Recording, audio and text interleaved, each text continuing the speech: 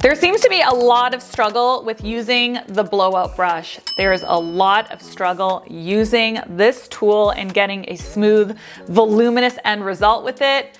I read your comments and I can see that some of you guys are having a hard time with it. Today I'm going to show you how to use a blowout brush to not only get incredible volume, but also beautiful shiny smoothness on hair that naturally dries like this. Let's go. So our first step is going to be product prep. I don't want to spend a lot of time here because I talk about products a lot in my other videos. I also have an Instagram where I actually pop up flat lays of my favorite products for different looks, and I show you which ones I use, what combination I use them in. I do all of that in a really easy visual format for you guys to see. So if you don't follow me on Instagram, definitely follow me on Instagram. I am very active on that platform now, and I give really great, very easily digestible bits of information that's not as long and wordy as the YouTube channel. So if you want some quick tips on products, go over there because every day I'm posting something new for getting a desired result with your hair. So for today,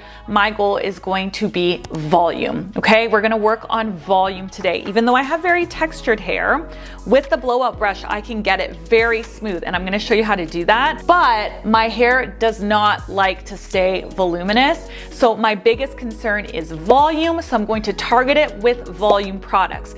If your biggest concern is smoothness, so say you have very thick hair and you want to have very smooth, silky hair, then you probably wouldn't choose volume products. You would then choose products for smoothing or humidity control, that kind of realm, right? So you can go in different realms when it comes to prep products for your blowout. We're doing volume today for me. When it comes to volume, I like to do two things. So I like to amp up the root, and then I like to bulk up the mids and the ends. So the way that I'm gonna do that is I'm going to use a volume root spray and I'm going to use a volume mousse. I almost always combine these two products, root spray and mousse.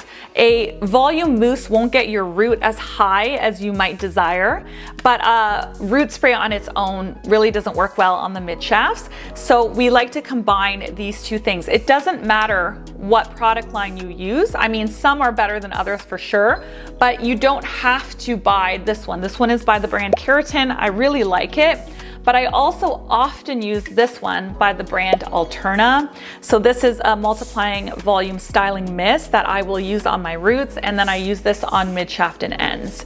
I'm gonna use this one today just for the sake of the demo. Okay, so when it comes to my root spray, where I really want volume is here in the top, right? So I'm gonna split my hair and I'm gonna apply some root spray in there and here. So as you can see, I am working layer by layer. Now, where we want our roots to be really high is right here and back here in the crown area. So you can definitely go crazy with the root spray everywhere. You can do your whole head if you want to. But I don't even bother because down here, I don't really need the roots to be that lifted. It's just up in this area that I want them to be really lifted. So after we apply that, I just like to gently massage it in a little bit to evenly distribute it. And then I'm gonna go in with my volumizing mousse. Now the amount of mousse is very dependent on the amount of hair that you have. I like to go in with about this much, and I want to put it through the mid shafts and ends. You always want to brush your products from roots to ends. Brushing your hair after you apply your product is going to evenly distribute it all the way through. You don't want like a blob of product right here and like no product here and like a little blob here. So when you brush it, you're just basically combing it through the entire head of hair equally. All right, another very important step is to rough dry your hair. If your hair is very, very, very wet, like say in percentage terms, okay, your hair is 100% wet, so it's soaked.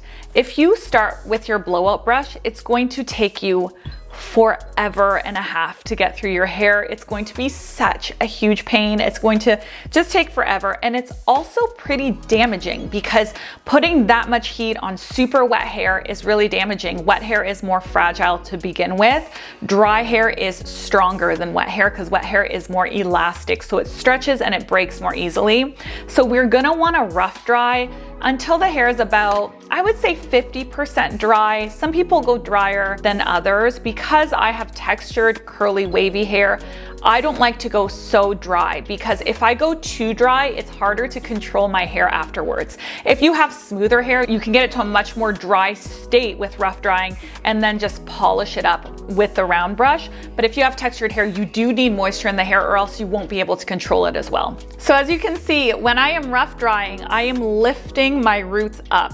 I don't want to rough dry it like this, because then I'm going to flatten my roots, and then it's going to be a lot harder to get it lifted later. Wet hair is super malleable. It wants to do the things you want it to do when it's wet. It's stubborn when it's dry. So if we dry it down, that's it, it's down. So we want to always dry it up, even when we're rough drying. All right, so now you can see that my hair is significantly more dry, right? But we still have that moisture. You guys can see some of those glossy areas. We still have moisture, but it's significantly more dry. When you see it in this state, you guys can see what I mean by the frizz and the texture. I really do have a lot of frizz and texture, so I can relate to all of you who really struggle with styling your hair, because I struggled with styling my hair my whole life until I became a stylist and learned all of these tricks. Okay, so the first thing I'm doing, I'm starting from the bottom up, and I just use my fingers to section an area straight up, and then I clip the rest of it away. So let me show you how that looks in the back. It doesn't have to be insanely perfect, but you want to work up the head. Okay, so now for me to get a lot of control, I'm going to go to the max temperature, which is right here. And this is what I'm going to do. Before I turn it on, I will show you.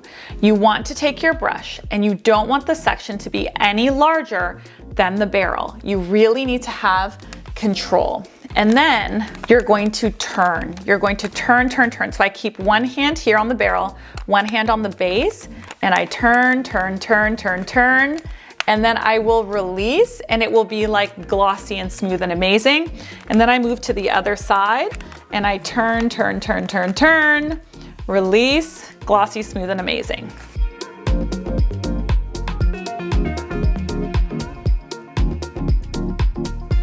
So now you can see I have lift, and I have so much smoothness already. So now we're going to release our hair.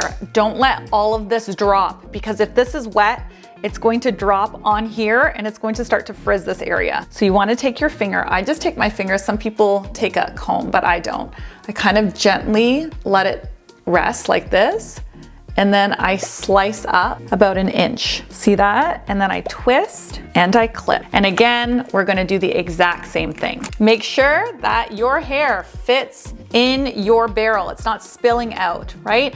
The more we control our hair, the better it's going to look. So if you have control over your hot tools, it's gonna look significantly better than if you just kind of go crazy with it and have really big sections. You want every single section to be paid attention to in order to get an optimal end result.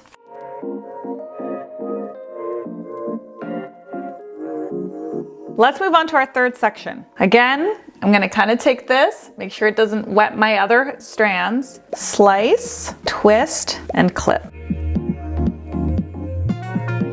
Okay, so I want you to notice what I'm doing right here. This whole area is the crown, and the crown looks really good with a lot of volume. So instead of using my blowout brush like this and pushing down, I'm actually going to take my blowout brush and I'm going to push up. So I'm still doing the same twisting motion, but I'm pushing all the way up. Okay, that's going to lead to like a bevel that goes up and down, and it's gonna give you a lift right here exactly where you want it. Okay, now a lot of you with curly hair are going to have this situation here where you can't control the root very well here at the front. We're gonna tackle that later. So don't even worry about that. If this kind of mess is happening to you, it's all good, don't worry. So when we get to the very top, we have two options. We can either part our hair where we part it. So if I part it in the side, I could part it like this, and I could blow dry this way and blow dry this way. which is fine, but I like to blow dry in a mohawk section. The reason that I like to blow dry in a mohawk section is because I like to wear my hair all over the place. I like to wear it on the side one day, I like to wear it in the middle the other, I like to wear it on the opposite side, and a mohawk section will allow you to part your hair in all different ways. So I'm gonna show you that today so that you can visualize how I do it, and then you can try it yourself at home. So in order to do a mohawk section, I need this section to not be bigger than my tool, right? Because we need control. So I have to make sure the width of my tool is the same width as my section. So what I'm going to do is I'm going to take some of this hair out, and then I'm going to take this hair, which is kind of the perfect, yeah, that's about the right size. I'm gonna take this, clip it away, and I'm gonna dry the sides first, and then I'll work on the top after. So as you can see, I just did 2 passes of my blow up brush, and I didn't really rotate. So my hair turned out like this, frizzy, puffy, and it's not glossy. So that's, I think, what a lot of you guys are doing. You're going like this once or twice, and you're stopping, and it's turning puffy. So if you look at this section, compared to the section underneath of it, look at the difference between the hair here that's super shiny and the hair here that's rough and puffy. So what you have to do is keep rotating your hand and make sure that your hair is 100% dry. Like there's a tiny bit of moisture left in this. So I'll show you the difference. See, so just by going over it a few extra times, I got the hair like completely silky and glossy. I really think that's what most people are doing wrong when it comes to using this tool. Okay, now we can move on to the top.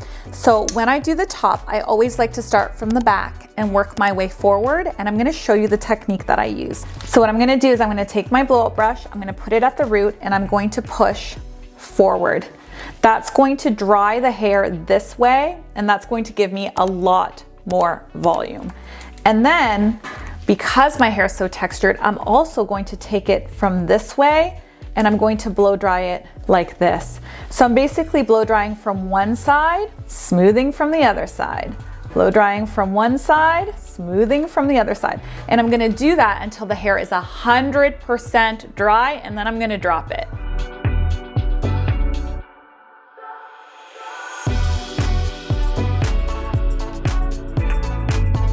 So when I release that, you can see how much lift I got here, right? Right at the crown, exactly where we want it. Again, release the hair, slice out, see the size of that section? We wanna make sure that we have enough control, right? So the section should not be too large, or else we lose all of our control.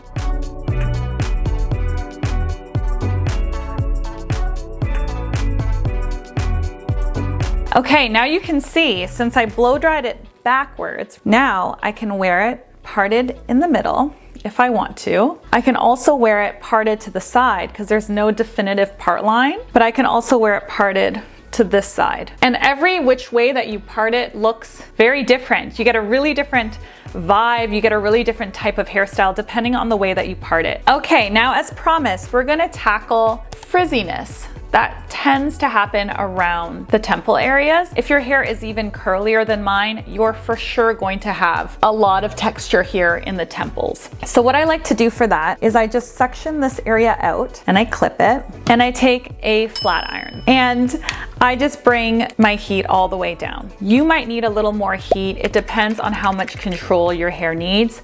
This flat iron is extremely hot and I just don't need that much heat. So I'm gonna bring it down to 340. That's going to be enough for me to control my little frizzies. Now, when I'm going in on my dry hair, I'm gonna be using a heat protection spray. I often, well, 99% of the time also use this on my wet hair. I didn't today, but usually I would also use this on my wet hair. So what you wanna do is just spray the area that you're potentially going to go in with more heat, and you're going to take thin slices, okay? If you want to control frizz, you need the slices to be really, really thin, because then you can get right to the root.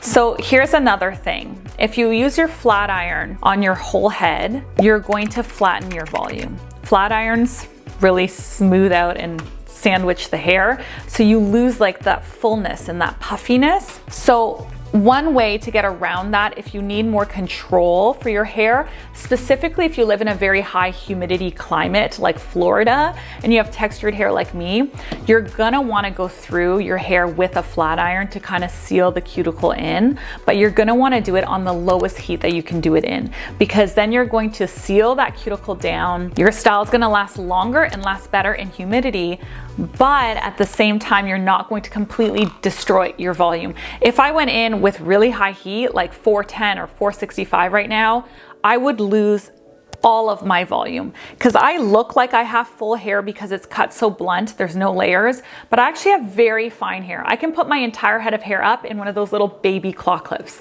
And my ponytail is like super thin. When my hair gets longer, you can really see how fine my hair is. If I were to go in with my hair texture being, you know, the strands are so skinny, if I were to do that on high heat, like gone is my volume. Then I suddenly have like Lord Farquaad hair, which is a look. I actually love that look and I do that sometimes. But you know, today I'm teaching you how to do volume. So go in with low heat. Again, you can see like all of the frizziness that's happening here because I have, there you go, you can really see it there. Because I have, yeah, textured hair. So we're gonna control that with the flat iron. So again, really nice thin slice, and then we're smoothing it down.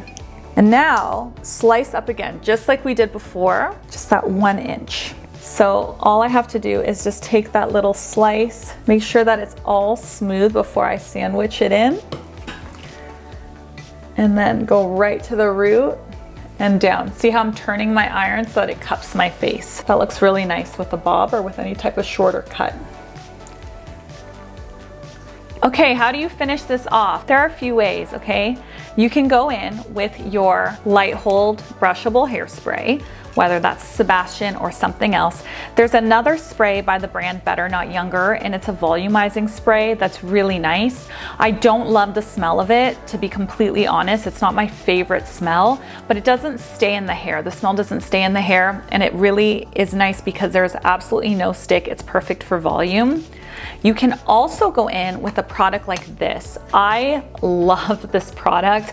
When I had my salon, I sold so many bottles of this. Everyone loved it. This is an anti-humidity seal, and that's really going to help you when it comes to high humid areas. Here in Canada where I live, there's a lot of humidity in the summer, and this really does help. And as you can see, there's no stick, right? It also really does boost the shine, and it smells amazing. I know a lot of you guys are gonna ask me if this is unfragranced. It's not. There's definitely fragrance in it, but it's a nice smell. It's a really nice smell. It's not overpowering or too much or too floral or anything. It's just like it's a nice spraying, nice smell for the spray. Finally, again, you can also go in with your hairspray if you want a little bit more hold.